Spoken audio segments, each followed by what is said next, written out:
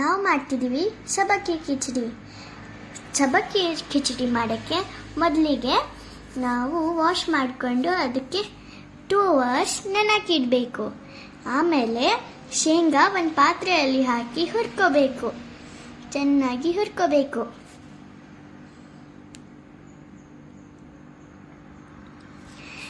ಇವಾಗ ಆ ಹುರಿದಿರೋ ಶೇಂಗಾನ ಒಳ್ಕಲ್ಲಲ್ಲಿ ಹಾಕಿ ಕುಟ್ಟಬೇಕು, ಅಥವಾ ನೀವು ಗ್ರೈಂಡರಲ್ಲಿ ಹಾಕಿ ಮಿಕ್ಸಿನೂ ಮಾಡ್ಬೋದು.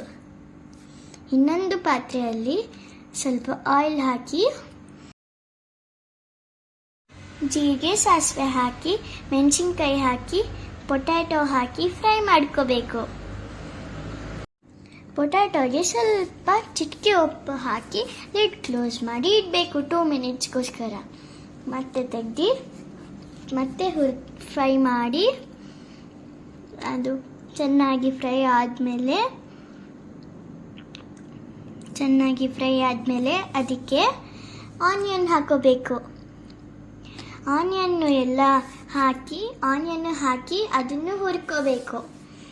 ಚೆನ್ನಾಗಿ ಹುರಿದ್ಮೇಲೆ ಅದು ಸ್ವಲ್ಪ ಬ್ರೌನ್ ಕಲರ್ ಆದಮೇಲೆ ಅದಕ್ಕೆ ಟೊಮ್ಯಾಟೊ ಹಾಕೋಬೇಕು. ಅದನ್ನು ಚೆನ್ನಾಗಿ ಹುರಿದು ಅದನ್ನು ಹುರ್ಕೊಂಡ್ಮೇಲೆ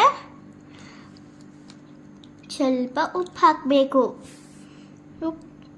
ಉಪ್ಪು ಹಾಕಿ ಮತ್ತೆ ಚೆನ್ನಾಗಿ ಫ್ರೈ ಮಾಡಬೇಕು.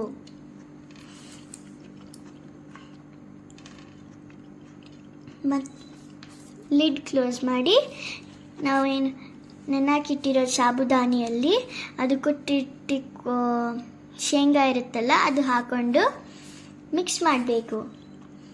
ಆ ಸಾಬುದಾನನ ಇವಾಗ ಈ ಹುರಿದಿಟ್ಟಿರೋ ಪಾತ್ರೆಯಲ್ಲಿ ಹಾಕೋಬೇಕು. ಹಾಕೊಂಡು ಇದನ್ನು ಚೆನ್ನಾಗಿ ಮಿಕ್ಸ್ ಮಾಡಬೇಕು.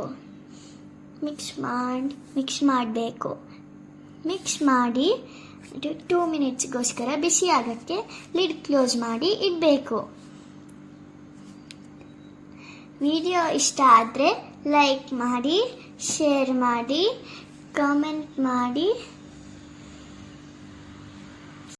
ಮತ್ತು ನಮ್ಮ ಚಾನಲಿಗೆ ಸಬ್ಸ್ಕ್ರೈಬ್ ಮಾಡಿ. Thank you. Please like the video.